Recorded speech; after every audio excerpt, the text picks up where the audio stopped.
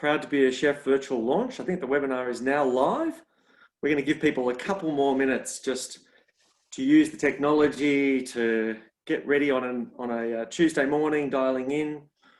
So thank you to those that are with us, ready to go first thing. We're going to commence very shortly. We've got all of the panel in the background here, ready to go.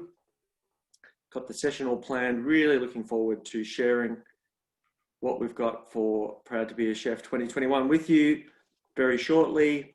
I was having a look through the enrollments, the registrations earlier, and I could see that we've got people from Box Hill Institute, from TAFE Queensland, TAFE New South Wales, from Chisholm, TAFE South Australia, Holmes Glen, the list kind of goes on, Joondalup, William Angliss. We've got some of our great distributors joining us. We've got people from hotels, pubs, clubs, all around the country. Lots of representatives from Fonterra joining us this morning as well. So great representation across all of the different channels, all the different aspects of this fantastic food service industry. So exciting to have you all here with us, doing this virtually, doing this in cyberspace on our Proud to be a Chef launch for 2021. So we're just going to give people another 30, 40 seconds or so to join us so that we've got as many people with us as we kick things officially off as possible. First day of spring. I'm here in Melbourne. I'm not sure everyone else is. I'm looking out the window and it actually looks like a beautiful spring day. The sun's shining. Sky is blue. I hope it's the same wherever you're dialing in. I suspect it's warmer if you're dialing in somewhere a bit further north than Melbourne. Only 14 degrees today. Alrighty, 9:02. I reckon we kick this baby into gear. So I want to now formally, officially welcome you to the Proud to be a Chef virtual launch. So it looks a little bit different this year. We're coming to you from the world of Zoom. We'd normally be face-to-face, but one of the benefits, as I was saying earlier, is that we've got representation across the entire country for the first time, which is a real, sort of silver lining to the world that we're in right now. So it's great to welcome so many people from so many parts of the breadth of the country and of our great industry. My name's Tim Roberts-Ferguson. I'm with Anchor Food Professionals, Fonterra, based here in Melbourne. My role is capability, so I look after and work with a lot of the team who are out in the field and have the great pleasure to work and support with so many of you in our industry. So I've got a couple of housekeeping things I just want to share before I bring the rest of the panel in and we get things underway. Most of you probably are familiar with Zoom, like we all are kind of these days, but if you haven't used it a lot before, you'll see us kind of appear at different times on the screen. What you might also notice down the bottom of your screen, if you move your cursor around, is you've got a chat function. We'd love you to use the chat function just to share your thoughts, your questions with us throughout the course of the morning. And what we'll be doing is sharing key information with you. So you're going to hear shortly more about the program and some key email and website addresses. So we'll pop those up in the chat for you to keep track of and make easy reference to throughout the course of the next hour or so. So that'll be us, but we'd love to hear from you. So please feel free to send your questions, clarify anything you want to know more about. Start thinking about that now. We'll have an opportunity to really take those questions live and share them with the panel a little bit later this morning. We're going to be recording the session this morning as well. So if you do want to kind of go back and just refresh, remind yourself, or a colleague or a friend who's missed the opportunity to be here live, there'll be the great chance to kind of go back and watch or review that again. We love social media here at Proud to be a Chef. So we've got a $250 prize. We'd love you to grab your device and maybe kind of get a photo of yourself enjoying the launch this morning. Load that up to Instagram with the hashtag PTBAC 2021. You'll see that appearing in the chat right now. And we will select a winner and they're going to get a $250 good food voucher. We'll do that over the course of the next couple of days. So we'd love to see you on social media this morning as well.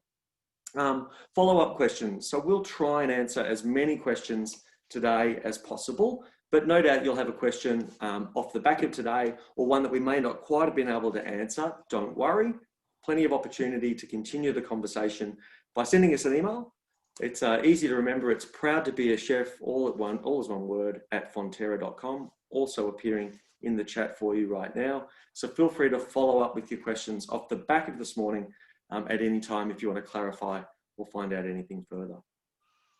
We've got some great speakers on the agenda for you today. We'll be hearing shortly from Jeff Du. Many of you would know Jeff. He's our Director of B2B at Fonterra. We've got Caroline Stedman here, our Trade Marketing Assistant. She's going to give us a lot more detail about the program and the application process. And we've also got our 3 mentor chefs who are going to be supporting the program in 2021. And we're going to hear a lot more from them shortly. So you're going to get to know, what their background is and a bit more about them, and also throw your questions to them as well.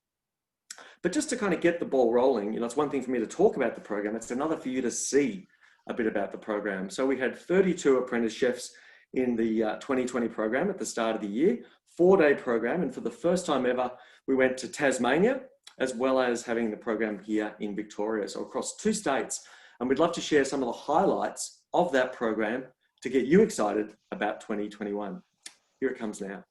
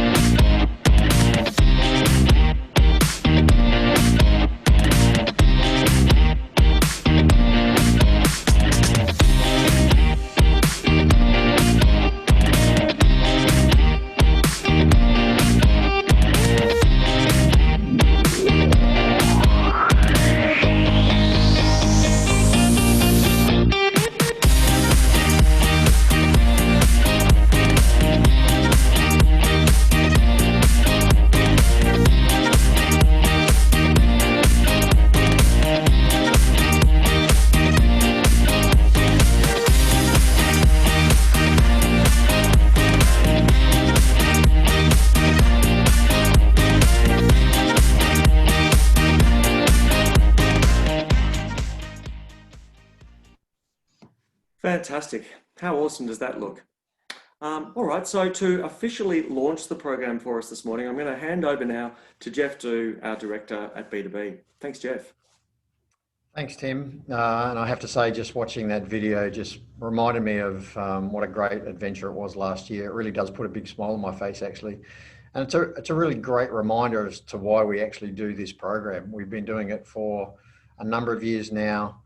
And obviously when, the challenge of the world started a couple of weeks or a couple of months ago, I should say, I was actually asked a question a few weeks ago.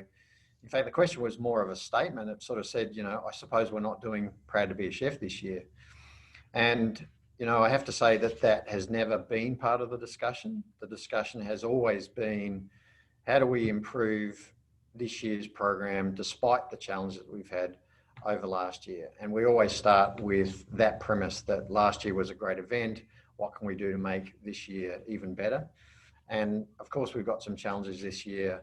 The industry is really struggling. Primarily food services has probably suffered the most because of the COVID situation, but it's imperative that we continue to invest and strengthen what we know is a great program, but really invest in tomorrow's culinary leaders. The program, I suppose, we've invested for a number of years. We've had probably over 600 apprentices go through this program over that journey. It's been a fantastic experience every year, and it's just got better and better. So it puts a lot of pride, in me and the team. And the team is particularly working really hard with Kim and Carolyn and Melise in the background, work really hard on putting this program together. And, the fruits of last year's program, which you've just seen, I'm sure we're going to enhance that even this year. We've had a credible number of partners that have helped us through the journey. William Anglis, I will absolutely call out. They've been with us really as strategic partners right from day one. They're an outstanding partner, and we love them dearly and really appreciate the support that they provide us. Lots of RTOs provide this program as a sort of impetus for apprentices to be stimulated and as aspire to getting into this program. And as Tim mentioned earlier, this webinar really does invite a lot of people from around the country to participate in the launch. Obviously, the launch normally is in Melbourne, normally face-to-face, which is a great event anyway. But now that we've got, the webinar situation, that does allow a lot of people from around the country to participate. So welcome to all of those people, and thank you very much for particularly the RTOs that use this program for their apprentices. Also, I'd like to call out our customers that have been with us along the journey as well. It's great to have them on board. We've got some amazing mentors this year. Carolyn's going to introduce those to us in the past. In the past, we've had some amazing mentors as well.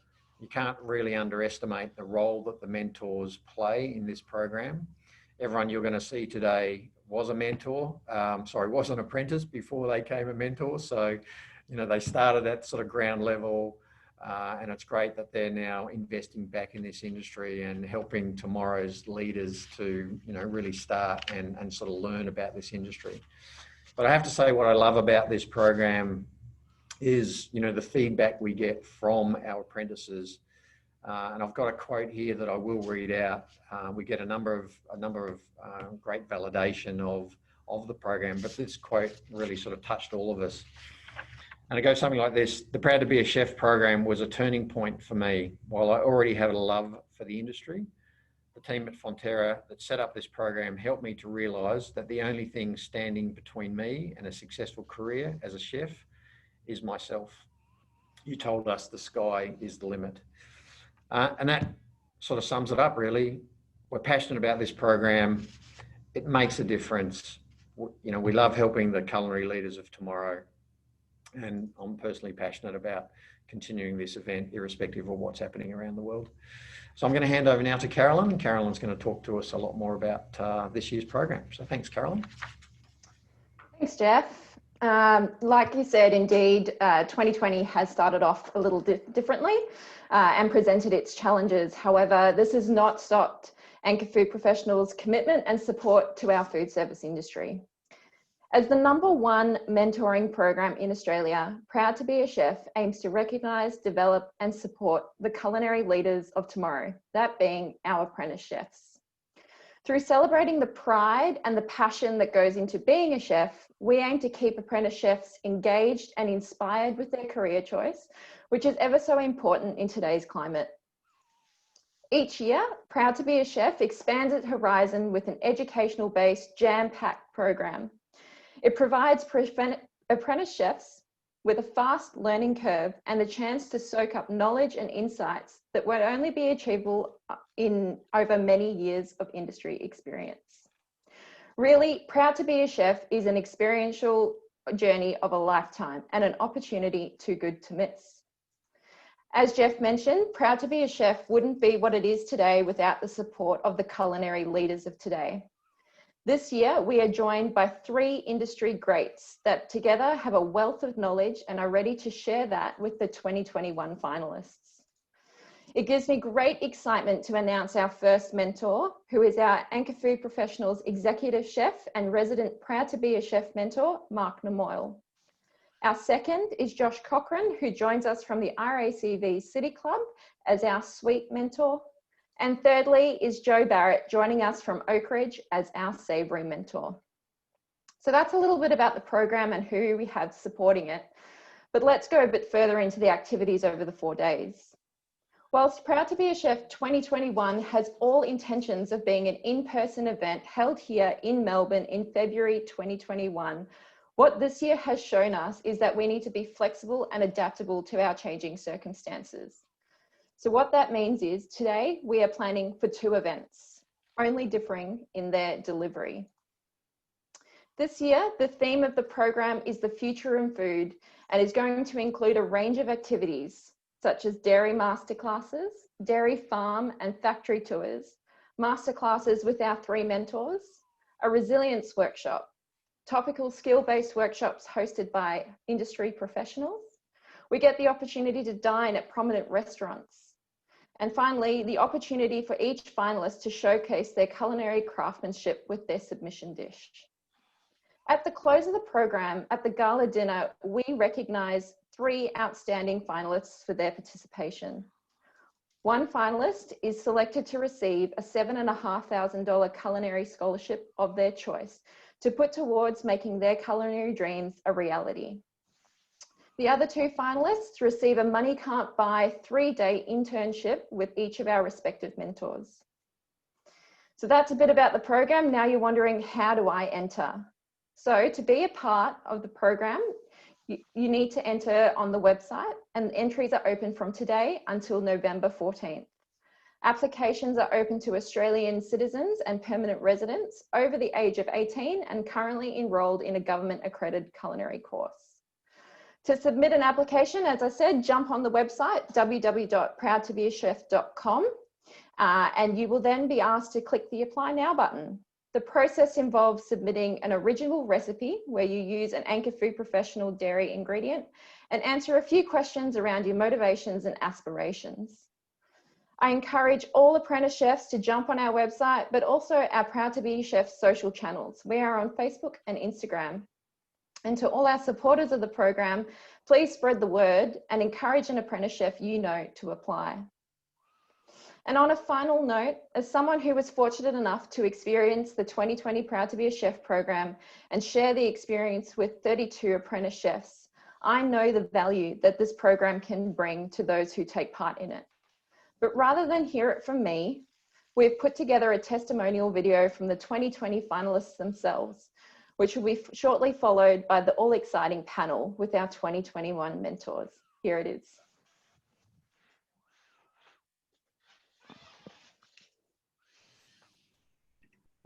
Proud to be a Chef 2020 was a life-changing experience. Proud to be a Chef 2020 was life-changing, inspiring and motivating. Proud to be a Chef was incredible, exciting and fun. Proud to be a Chef was fun, enriching and unforgettable. Unforgettable, amazing, exciting. Proud to be a Chef was so amazing. It was so awe-inspiring and such a fun time. Motivating, inspiring, unforgettable. Proud to be a Chef 2020 was an unforgettable, mind-blowing experience. Proud to be a Chef 2020 was an unforgettable experience. The Proud to be a Chef competition was, wait a sec. So sick, eh?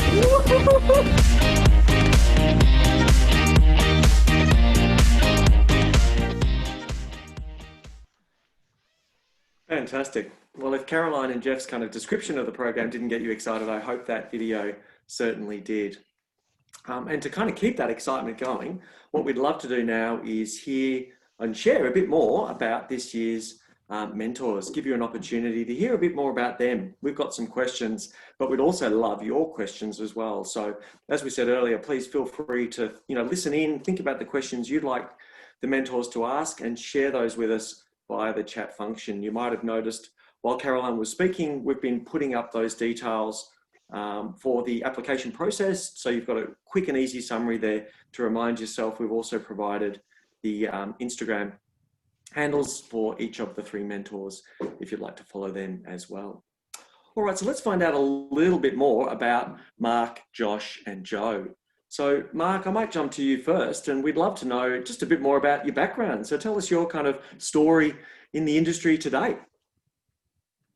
Morning, Tim, and welcome everyone to the Proud to be a Chef program. It's great to be here with you. I've been in this amazing industry of ours for around about 35 years now. I've been fortunate enough to work around Australia and in many countries overseas. It's been a great journey, and I still love it to this day. I've worked in everything from the local pub down the road right up to the 7-star Burj Al Arab in Dubai. I've spent a big part of my career, around about 16 years at the RACV Club as executive chef with a team of around 70 staff.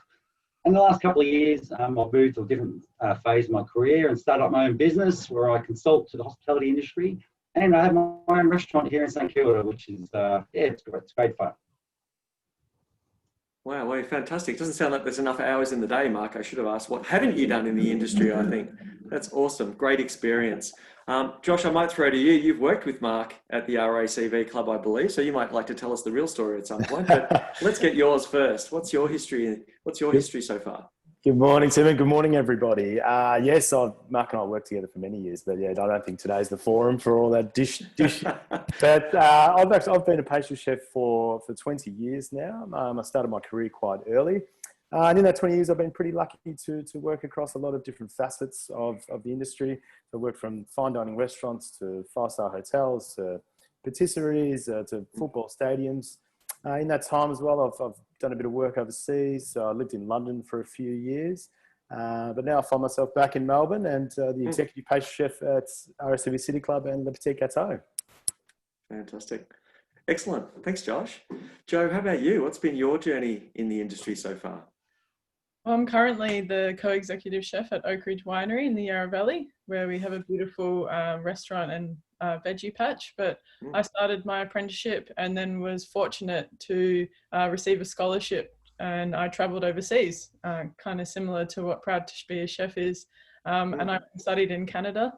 And then after studying there and finishing my apprenticeship, I came back to Australia, and I've dabbled in front of house and winemaking and worked at quite a few restaurants, and then studied to be a baker and a pastry chef as well.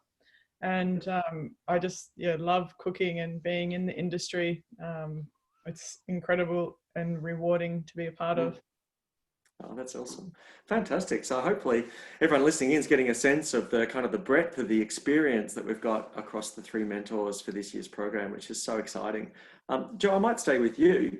Even though it is a great industry and your love for it is clear, it can be challenging at times. And, there's long hours and obviously there's difficult times like we're experiencing now. So how do you what keeps your passion for the industry alive?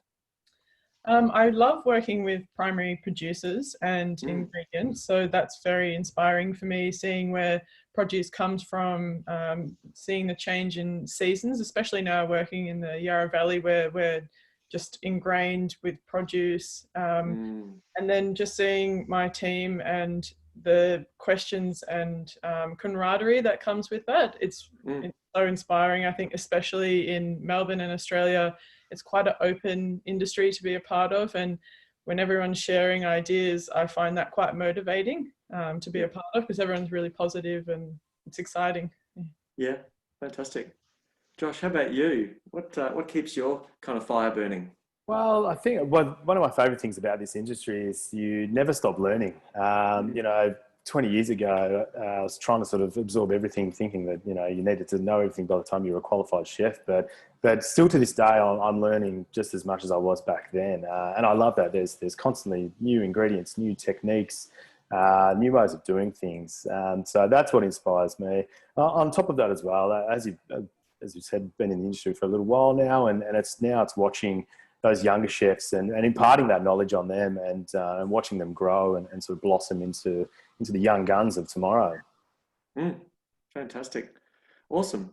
Mark, how about you? You're probably the one that's been in the industry a little bit longer. So how do you keep your passion going over, what has been a long career with many more years to go, of course, as well?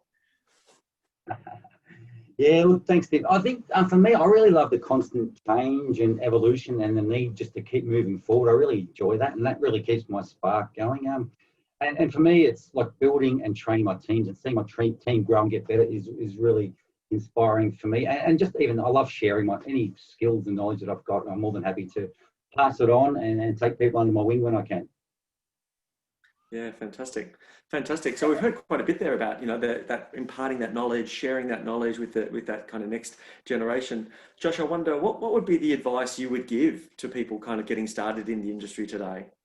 It's a great question, Tim. Thanks. One bit of advice that I suppose I'd give to most of the young chefs that come through Le Petit Gâteau, when you're starting out, just master the basics. I think this day and age, there's so much focus on food, and which is fantastic. There's a lot of TV shows and that, but sometimes the people starting out can sort of get caught up in the fluff, if you will. But I think it's important that there's no point sort of knowing the correct usage rates of sodium alginate to calcium chloride if you can't make a sponge. If you're starting out, just really master those fundamentals, and the rest is going to come with time.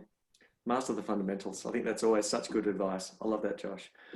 Mark, over your career, you've had many apprentices and younger chefs working with you. What's your kind of focus on keeping them engaged and creating that really positive kind of learning environment in your kitchens?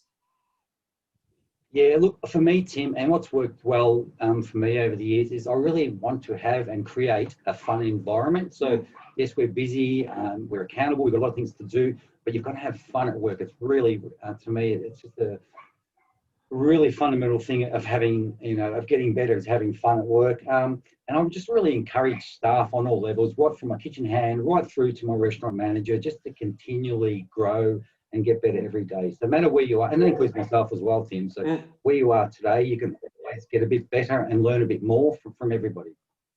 I love that. Yeah, that's great.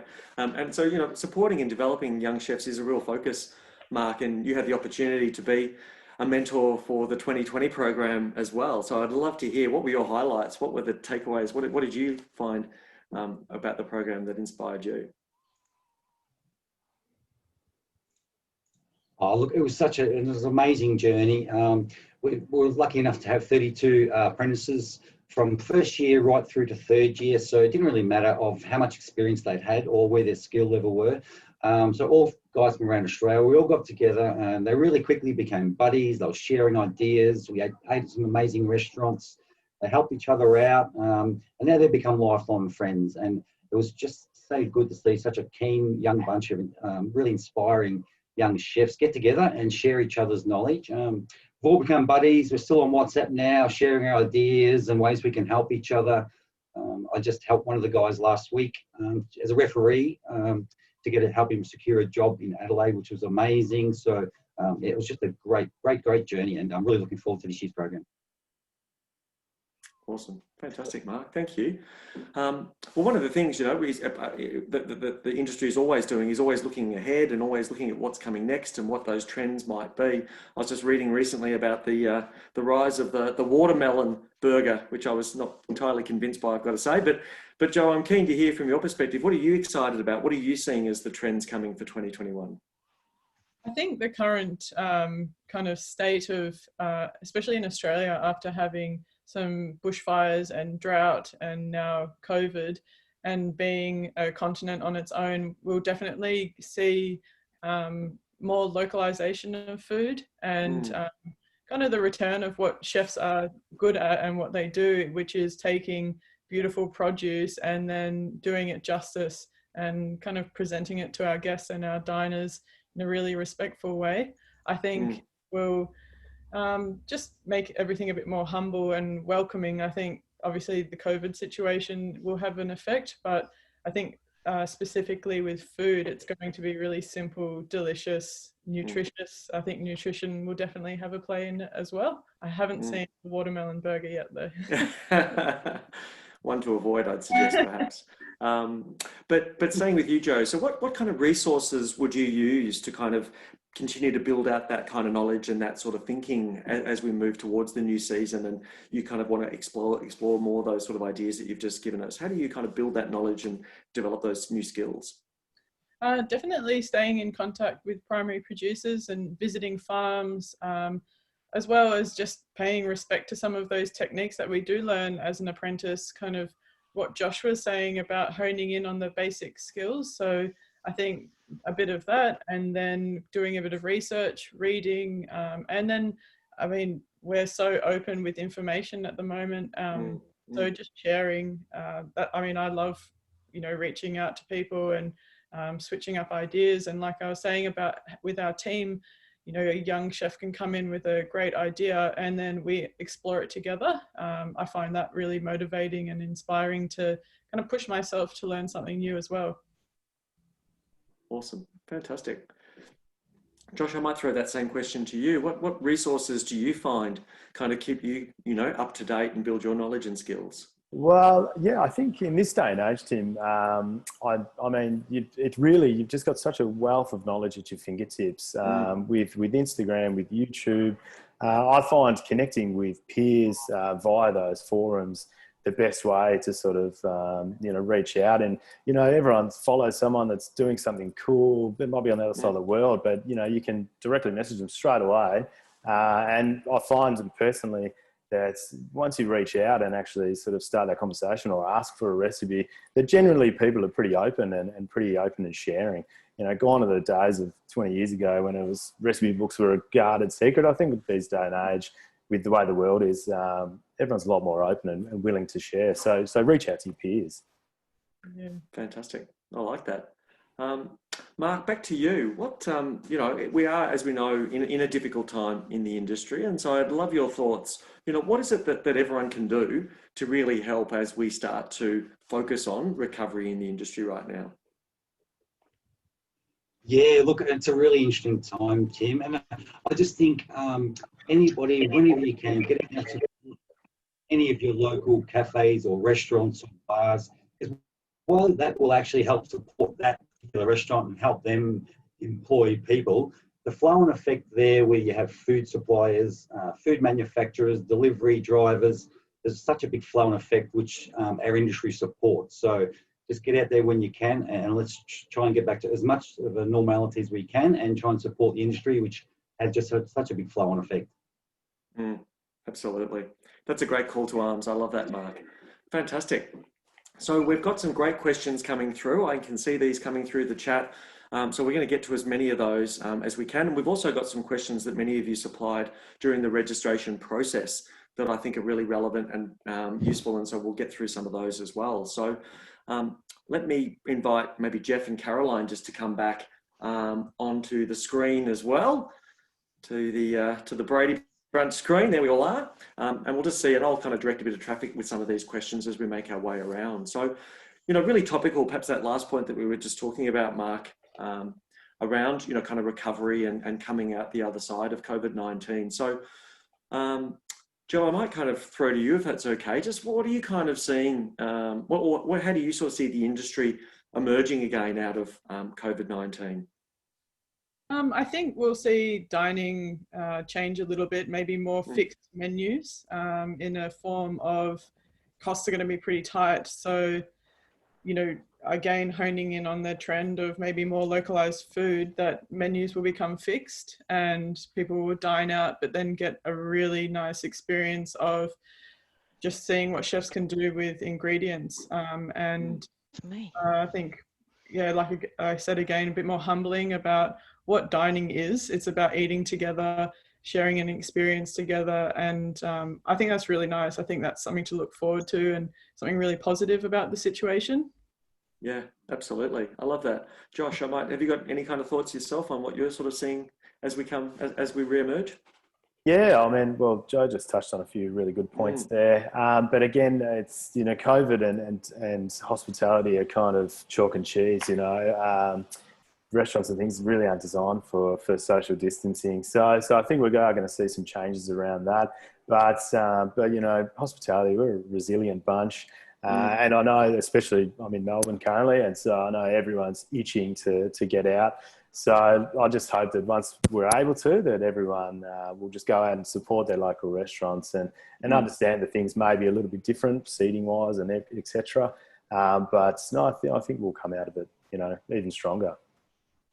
I love that answer. Thanks so much, Josh. Jeff, I might just throw to you. Do you have any sort of thoughts from a kind of broader industry perspective on this one? Well, I think, yeah, thanks, Tim. And I think, look, Josh and Joe just hit the nail on the head right there. There's going to be, you know, some obvious sort of changes around how do you manage menus, how do you make that simple, what does a restaurant look like when you walk in, social distancing, those sorts of things, you know, sanitation. I really agree with Josh. So there's going to be latent demand. I think everyone's just, you know, really itching to get back out and, you know, participate in the world really, and just socialise and be with friends and you know, have a great meal. And there's going to be some constraints obviously around, you know, perhaps time at table and those sorts of things. And but you know, people will adjust to that. People will be patient. They'll also balance the, you know, the enjoyment that they've sort of missed out on, and they want to get back into that environment. So I think that latent demand is there. People are really looking forward to, you know, getting out and about again. It's happening in other parts. I'm obviously in Sydney, and you know, the restaurants are doing quite well up here in most cases. So that's a good thing. So I think that's just going to continue to happen, and people will just, you know, get out and naturally support the industry, and which is really encouraging for everybody, I think. Fantastic, absolutely. It has been a hard time though, and I think, you know, managing emotionally and being able to be there to kind of support peers has been probably one of the real strengths of the industry. Mark, can you just comment on how you've been kind of coping emotionally and what, if anything, you've kind of been able to provide in terms of support and how you've been supported by other people in the industry yourself? Yeah, look, it's really important, Tim, and we do have a brotherhood in our hospitality, like in a brotherhood and sisterhood, obviously.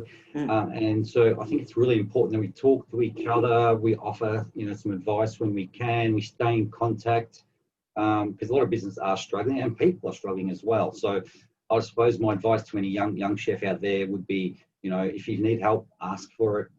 You have some great resources at your RTO or your TAFE. The teachers are there to help you, support you. I know a lot of RTOs are even supplying meals for some of their young chefs who, you know, who are struggling with financially. So yeah, please, and as a senior chef, obviously just keep an eye on your boys and your team, and, you know, just ask, how are you going? Yeah, nice. I like that a lot. Fantastic. Caroline, I might get you just to come online. We've got a couple of questions, a bit more about, I guess, you know, the program. So is the Proud to be a Chef program open to non-apprentices? Is a question we've got clarification on. Yeah, absolutely. Previously, Proud to be a Chef has only accepted Certificate 3 apprenticeship-based students. However, this year we are opening it to Certificate 3 and 4 non-apprenticeship-based courses as well. So to clarify, apprenticeship Cert 3 and then non-apprenticeship Cert 3 and 4. Okay, great, thank you. And just also another question just about previous applicants. So do we accept applicants for this intake if they have applied in previous years? So just to confirm, if you have applied and been one of the 32 finalists on a program, unfortunately, as much as we would love to see your smiling faces on the program, we are going to give the opportunity to another apprentice. However, if you applied last year and didn't make it to the final 32, we encourage you to please pop in another application, because we value the time it takes, and we definitely recognise names who have applied twice. Love that. Fantastic. That's really clear. Thanks, Caroline. And maybe while I've got you, Caroline, it's perhaps for Caroline and maybe for you as well, Mark. So great question. So someone asking the question that they're an RTO teacher. What can they do to help their students be successful applicants? Yep, great question, Tim. And I can put that on, Caroline. So what an RTO teacher can do is just, I would say, encourage the applicant to really read the process of what you need to enter and what you need to be successful to enter. So yes, there is a dish which you need to develop using an anchor product, but a big part of the weighting of the successful applicant is your little history of what you would like to do in your career. So this is about attitude, not just cooking skill as well. So read the application well and just make sure you tick off all those little criteria, and that'll help you stand out. Right. Yeah. So pay attention. And obviously, to the once detail. you've done that, then training on it. Yes. Yeah. Good stuff. So yeah, paying attention to the detail. Sorry, Mark, I'm talking over you. I apologise for that. Paying attention to the detail, being really clear, and don't be afraid to ask questions as well. Just to be really clear as well that you've covered all of those bases for us as well. So a couple of questions actually just about food, which makes a lot of sense. So the theme of 2021 Proud to be a Chef is the future of food. Joe, you've given us a little bit of a taste of what you sort of see as the future of food. You know, simple, going back to kind of basics, which I love the sound of. Josh, what's kind of your perspective on kind of the future of food and where that might be going now? Yeah, thanks, Tim. Great question. I think the future of food, and it's something I'm sure we're all been aware of over the last year or so, is just the demand for plant-based food.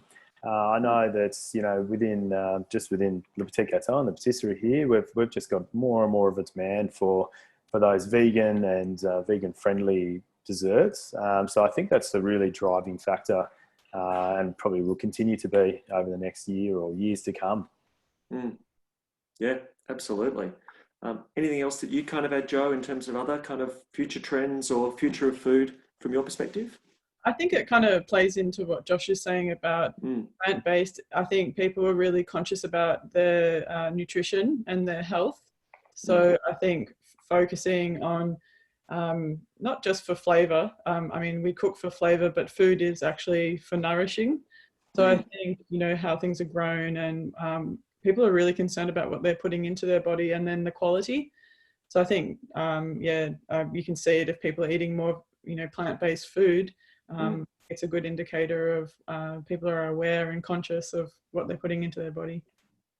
And wanting to make healthy choices. Yeah, that's great. Mark, your perspective on future of food and trends for 2021?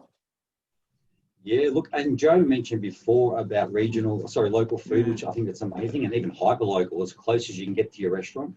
And Josh mentioned about the plant-based food as well. They're two things which I'm working on. And another one which I think sustainability is still on the agenda and getting more and more all the time. So, you know, what are you doing with your leftover food, with your waste? Actually, in our restaurant here, with our leftover potato and quinoa, we actually bake them and make dog biscuits for our dog walkers, so that no food goes into the So there's always something more that you can do. Fantastic. I love that as well. Yeah, no waste. Great stuff, Mark. Caroline, I like this question. So have we actually ever had an apprentice of the program, someone on the program, come back years later as a judge? We have had in the 2017 program, we had someone come back as a mentor. And then we have also had finalists come back. Most recently this year, we had George Wintle, who was a 2018 finalist. He came back as a workshop host. So as much as he loved being a finalist, 2 years later, he was here hosting a very topical fermentation workshop, which I know the 2020 finalists absolutely loved, and also could relate to him because he was similar age, and also going on a new learning curve as a mentor and advocate of the industry. Can I just add to that? Yeah, thanks. George at the time was a chef at Oak Ridge, and we watched him do his application process, and we watched him train, and then watched him go through the process, as well as some of our other chefs. They've also joined Proud to be a Chef, and watching the change in them, not just the cooking and the knowledge base, but the confidence that they developed over that time is just incredible. And I think it's about going through and trying something different. That was really incredible to see, especially in your own team, because you think that you can offer, your chefs as much knowledge as possible, but, watching them branch out and trying something new and thinking differently and meeting people of their, same caliber was just incredible to see. So, and then to watch him come back and then be, taking on classes, that was amazing for us. Oh, fantastic. Oh, that's a great insight, Joe. Thank you. So actually it kind of connects to the next question. I might keep you there, Joe. Just what are your thoughts on the level of support for young chefs in the industry? Do you think we have adequate support? I mean, that's a great example where there is good support, but more broadly, what's your reflection on that? I do think it works both ways. Back when we were doing our apprenticeships, you were a bit on your own, and I had a great apprenticeship. I had a really supportive team, and I was lucky with the scholarship to go and study internationally. And I think now it's grown even more because people are aware of, there's not kitchens that you can scream and yell at, like that doesn't exist, or hopefully doesn't exist anymore. So they are more inclusive environments, but I do think, and I stress that for young chefs, it's also the responsibility is on them as well to put themselves out there, to ask questions, to learn. And then, if they show an interest, obviously, as a mentor and as someone of responsibility, you're going to reach out and kind of support that. And I think it doesn't come from just your kitchen. There's programs like this and quite a lot of other support networks to rely on as well. Yeah. Oh, that's great. Great. Fantastic. Thanks. Thanks, Joe. So I love this question, and excuse me if my eyes kind of drift a little bit. I'm just reading this question out. So people have been using COVID, this extra time that people have perhaps had, to find themselves again, renew their creative ideas.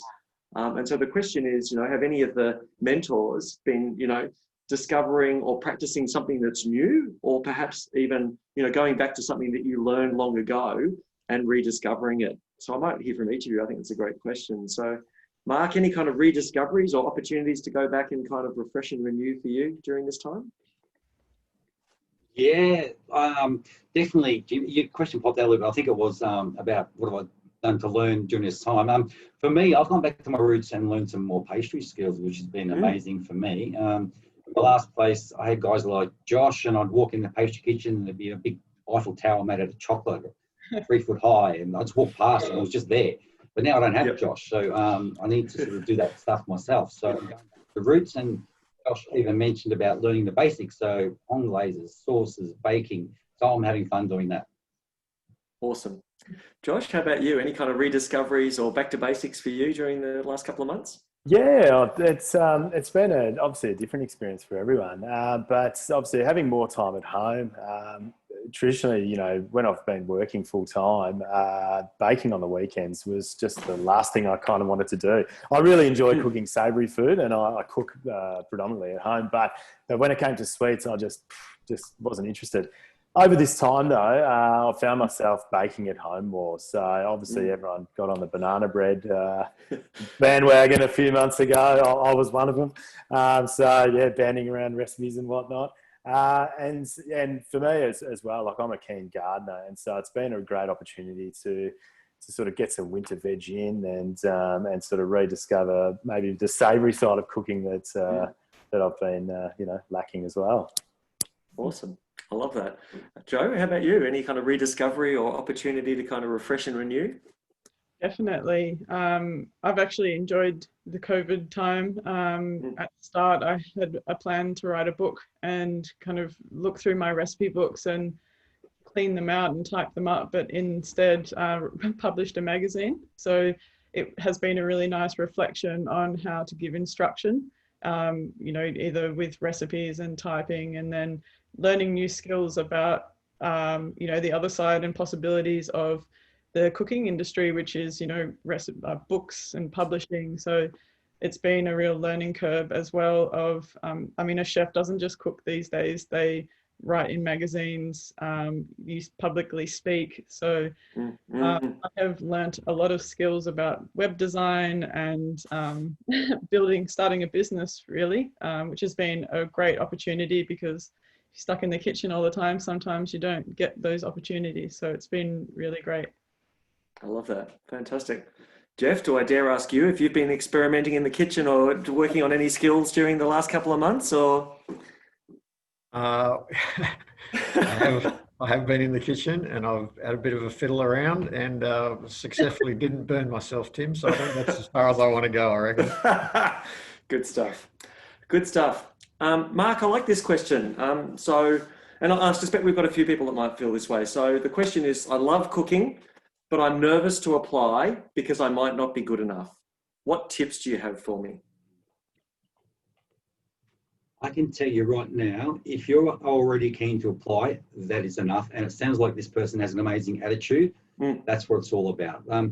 The greatest thing for me was, as I said, we had apprentices from year 1 to year 3, and everyone has self-doubt. But when we actually all get together, and that's why a program like this is amazing, because it joins you with your peers.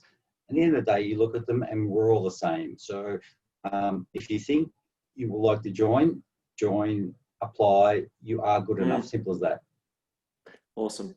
Give it a crack, sounds like is what I'm hearing there, which is get in there and give it a go. That's fantastic.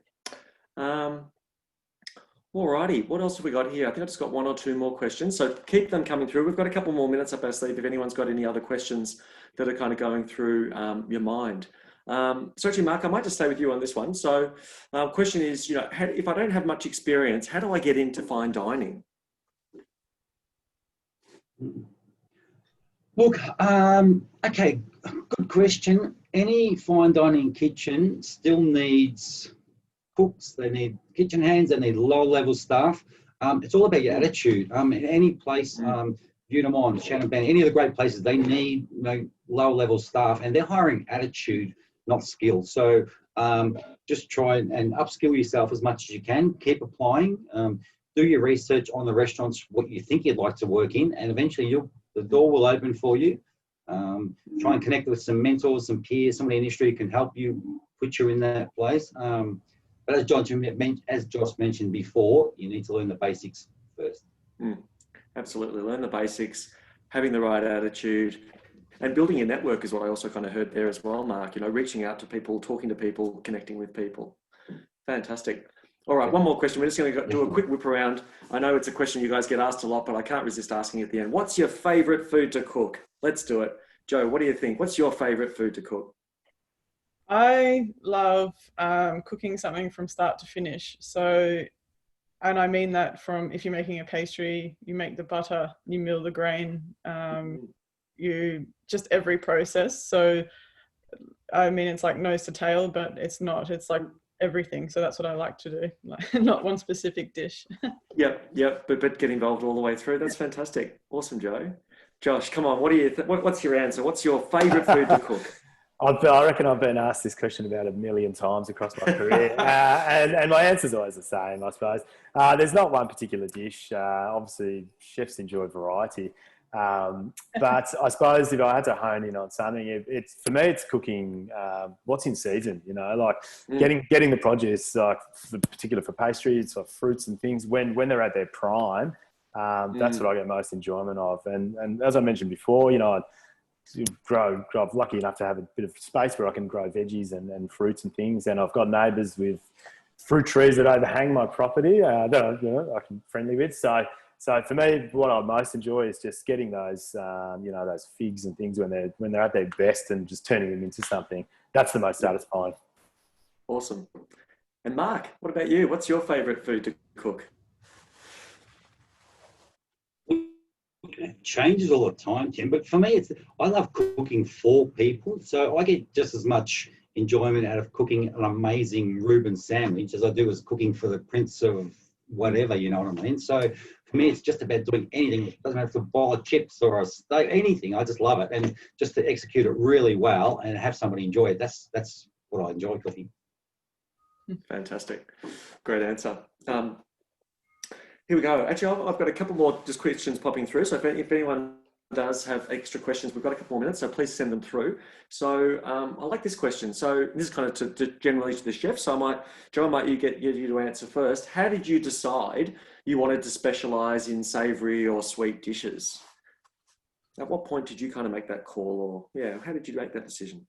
I started my apprenticeship, and then as I went along, there were a few gaps in my knowledge, especially around pastry, and it would drive me crazy that I didn't know enough about it. And then I started to avoid pastry altogether.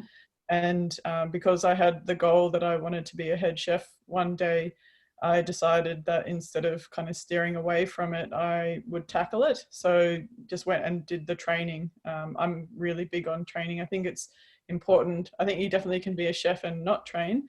However, just how I was raised, it's about training and learning. So it kind of came out of something that I didn't want to do, and then decided to hone in on it because of my goal. So I think goal setting is pretty important, and then doing whatever you can along the way to reach that. Yeah, absolutely. Josh, how about you? How did you choose which way you wanted to kind of go or focus and specialise? It's a funny one. I suppose thinking back, I kind of fell into pastry a little bit. I was 15 when I started my apprenticeship, and prior to starting it, I was actually washing dishes at the local bakery around the corner. And I was always interested in food. I was always really keen on cooking, much to my mother's frustration because I'd make a bloody mess in the kitchen. But I found myself sort of powering through the dishes after school just so I could help them scale stuff up, or, it was really menial jobs, but I found I really enjoyed it. And I was lucky enough that after a few years, they offered me an apprenticeship. And so, I took that up, and initially I actually wanted to be a savoury chef, but once I sort of got into pastry a little bit more, and they are slightly different. I think pastry is a little bit sort of more scientific, I suppose, in the way that there's sets of rules that you really sometimes can't break. And so I kind of liked that. I kind of liked the specifics of pastry, and that there was these rules that you have to sort of learn about why things rise and things like that. So for me, that was when I fell in love with pastry, and then obviously, the apprenticeship, and 20 years later, here I am, sitting here talking to you. Fantastic. Love that. Slightly different question, Mark, for you. We've kind of heard from the others a little bit about this, but where do you go for kind of recipe inspiration for new ideas? I tend to go for ingredients, Tim, and there'll be something I start to research that product and something maybe I've never cooked before or an ingredient I never used. So YouTube's amazing for that. And even my other staff as well. Like I have a very diverse team here from probably 10 countries around the world. So they may bring a product, or we'll talk about a product that they use in their own country. So we've been making some enchilada here, which is like a little Filipino, beautiful, amazing breakfast bread. So one of my staff brought that in, and then now we're using that on the menu. So yeah, that's probably how it goes for me. Great place for inspiration. Fantastic, fantastic.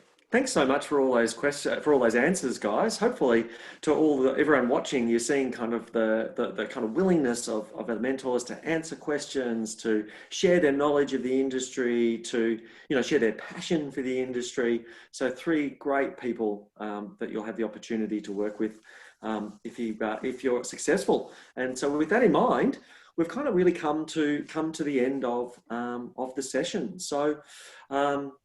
Our first ever virtual launch of Proud to Be a Chef. So thanks for sticking with us with a slightly different medium, obviously, kind of coming to you virtually, as we say. But I'd love to thank all of the panelists for their time this morning and for their commitment and support to the program. So Joe, Mark and Josh, thank you so much for being with us today, but also for being the mentors for the 2021 program.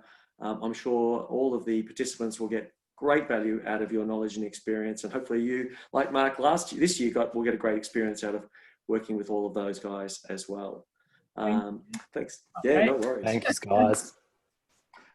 Thanks, Jeff. Thanks, Caroline, for your time this morning as well. And thanks everyone who's on the line for dialing in, for staying with us, for being a part of this virtual launch.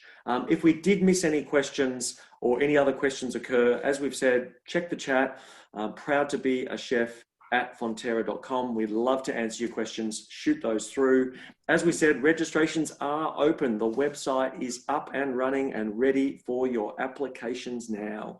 So, so start thinking about that original recipe. If you're looking for inspiration or ideas, you'll need to use one of our Anchor Food Professional ingredients. So go to the website where you can download product catalogs. There's lots of great ideas, inspiration that you can drive and gather from that website. And Mark, who you've been hearing lots about, has given some thought to inspiration, to dairy done differently. So make sure you're following us on Instagram, where we'll be loading up some tips and tricks from Mark for dairy done differently as well. So remember all of those different handles, remember the website, make sure you're following all of those different areas. If you haven't already, there's still enough time to quickly grab your camera and get a photo. PTB AC at 2021 as the Instagram.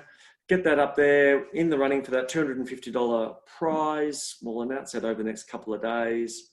But really, that just leaves it for me to say, go for it, apply now, get in there, and good luck. Thanks, everybody. That's a wrap.